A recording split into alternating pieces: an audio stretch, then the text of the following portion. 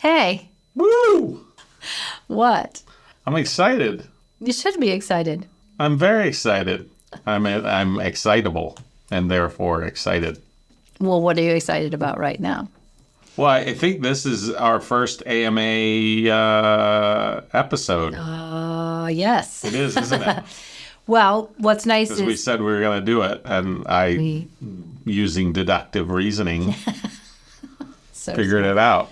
What we should say at the beginning is these questions that we are going to answer come directly from Ask Doctors Derek and Laura inside of Training camp. Yeah. And anybody can ask us questions. You can join Basecamp for free. Yes. If you go to our website, cabreraresearch.org. That's right. Joining Basecamp's free, and then you can ask questions that get on the podcast. And now you know, we actually do answer them. I'm going to funnel the questions from the people. You mean channel? Oh, I'm going to channel. I guess you could funnel and channel. That's a nice distinction question. You should channel. Oh, gosh, You no. could channel them. No, let's not. You've had too much coffee. I am going to channel from our lovely viewers Yes. the questions. Yes. We can give you about 5 minutes per question, Oh, geez. which means this episode will be about an hour. That makes it much harder. Well, we're going The to shorter challenge the you answer, today. the harder they are. We're going to challenge you today, Dr. Derek Cabrera. This is your challenge. Because sometimes people ask questions that are like, you could do a whole semester long, class on the answer. Yes. Well, how about this? We'll spend 5 minutes, and if it's something we think we want to do a whole episode, we'll note it. We'll come back and do a whole episode on it. How about that? Hundo P. Lori asks, what happens when we create shared mental models, and why is this an ideal step for any type of discussion? That's a great question. I would start with, why is it an ideal step? Is there another way to have a discussion? Is, I guess, the way that I'd answer it. If you don't understand what the other person's mental model is and share, when we say shared mental models, it doesn't mean I agree with you. Mm-hmm. It means I share the same mental model that you are expressing.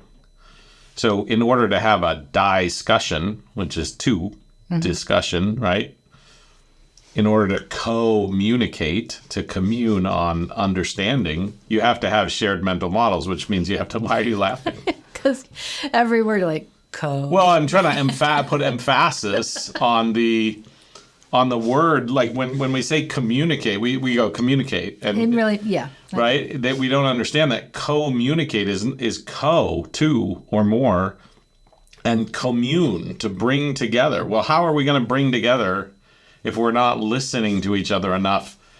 Again, not to agree necessarily with each other, but for me to understand what you're saying and for you to understand what I'm saying, for us to have a common and shared mental model of what is being said or what is being meant. There is no other way. So I would go further than it's ideal. There is no other way to have a discussion. There's a way to have a place where two people talk at each other. Mm-hmm. That's possible, and that's happening. Or talk past each other, or talk in the same room, mm-hmm. But there is no other way to have a discussion, and a communication. Here's one thing I would add, though, or I would put out on the table, is the question is why. What happens when we create shared mental models? But I think there's a precursor to that, which is recognizing that we all are building mental models, right? So like you have a mental model of something, I have a mental model. So you have to first recognize that before you can actually do the work to create a shared mental model of something, right? Yeah. I mean, this is apparently very obvious with our teenagers, our children, right? Because we have a mental model of something and they have a mental model. Very different. And we see that they have a mental model that they don't see that we have a mental model. Absolutely. And then once they see it, then we can build a shared understanding of whatever we're discussing. Bingo, bango. What is creativity? And how does systems thinking and mental models, how can that boost your creative and logical thinking abilities?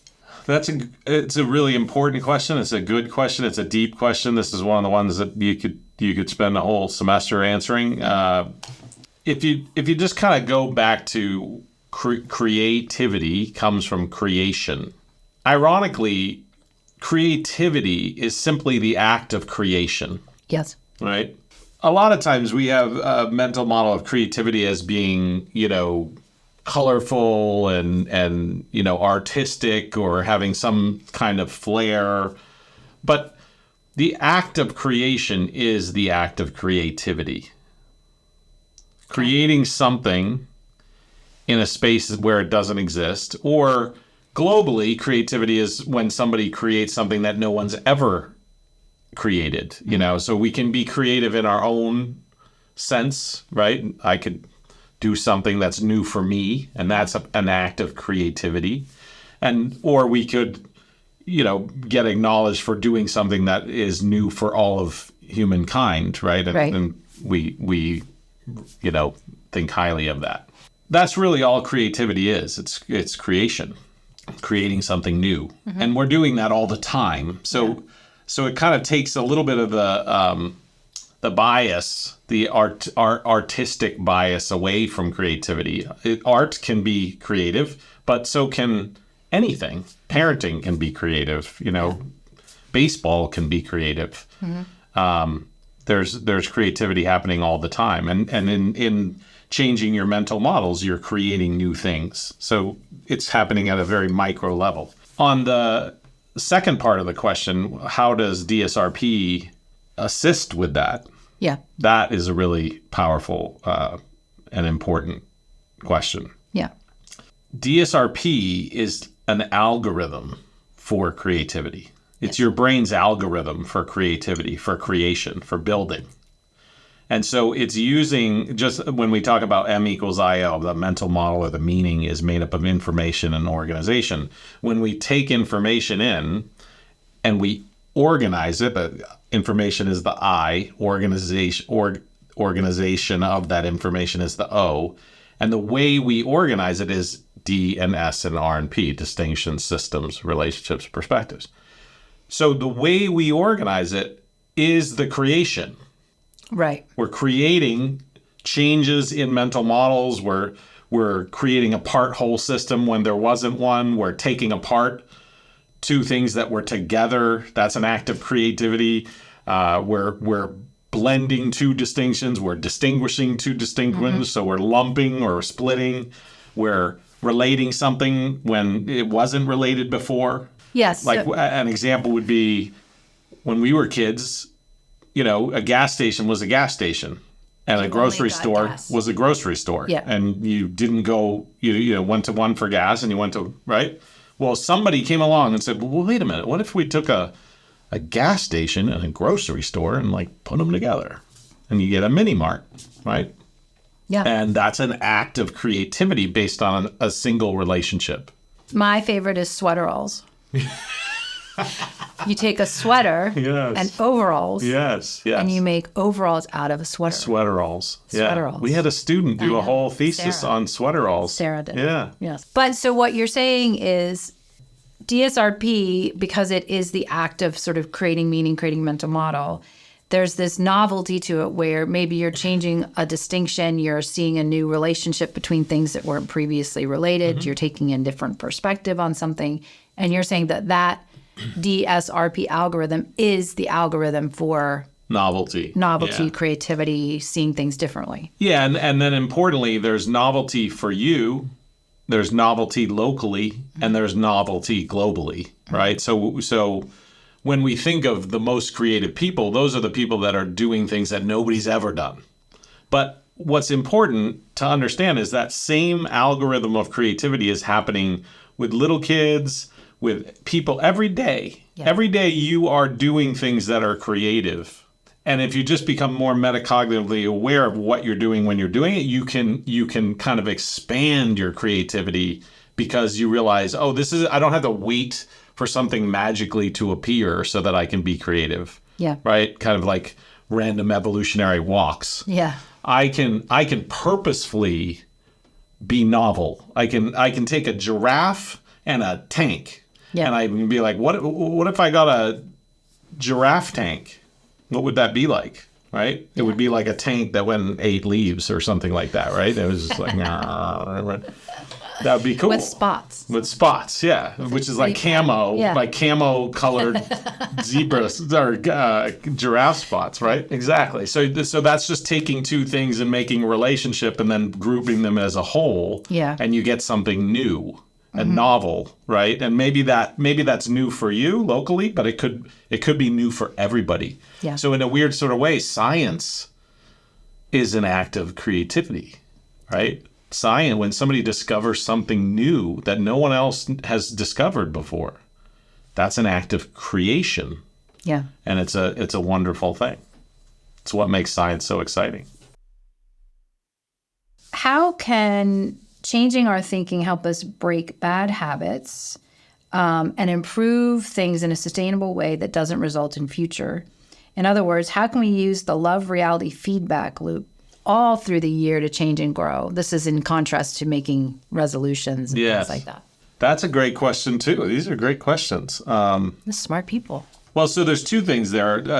A change in mental model is the function for a change in behavior, right? Mm-hmm. So a habit is just a reinforced behavior, right? So it's just a behavior that you've done so repetitively that it's kind of your default, right? Mm-hmm.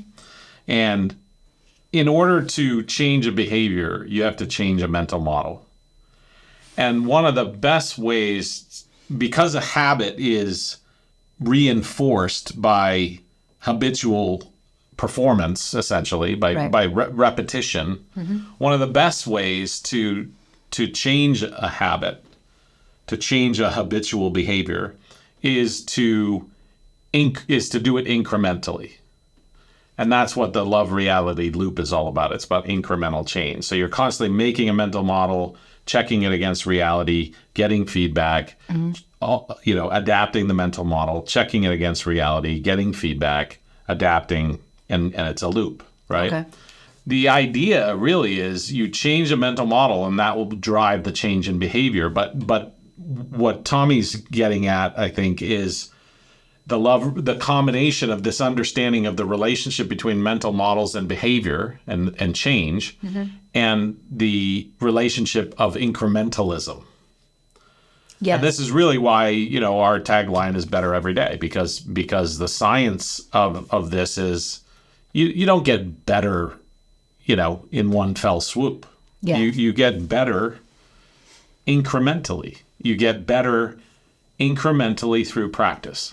Yes, somebody said to me something about you make more progress in inches than miles or something like that. Yeah, absolutely. The micro changes. The micro makes the macro. So that's getting at a really nice understanding of the question, gets at a nice understanding of both the relationship between behavior change and mental model change, which is simply that you can't get behavior change without mental model change. Right, and that your mental models are meant to and designed to incrementally feedback, change, so that those changes happen. Yes. And it's not to say that you can't have sort of catastrophic changes and catastrophic mental model changes, but most change happens incrementally. Yes. So the best path to behavior change, especially habituated behaviors, is to reinforce and be metacognitive about the mental model, and then reinforce the behavior that comes out of that mental model, and repeat. Yes. And over time, that repetition of that behavior from that mental model will become the new default. Yes, I understand. Habits in and of themselves are neither good nor bad. They're just like, what we actually want to replace the one habit with a new habit. You want to have a healthy habit. Yeah, and you also want to get good. This is really important. You want to get good at changing habits because once you replace it with that new habit, then that habit becomes the default. And then any problems that arise as a result of that habit, you have to change. So this is the idea of having adaptability, having the ability to adapt readily and quickly and efficiently and in a way that doesn't, upset the apple cart every time is is sort of literally the core skill of adulting.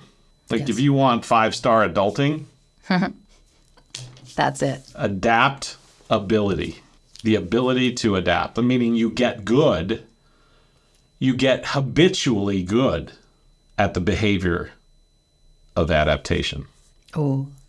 You know, one of the things that Darwin taught us, and a lot of people get this wrong about evolution, is he wasn't saying survival of the fittest, meaning the most buff dude. Right. Right? He's not saying the strongest survive. No. He's saying the fittest, meaning the fittedness. Mm-hmm.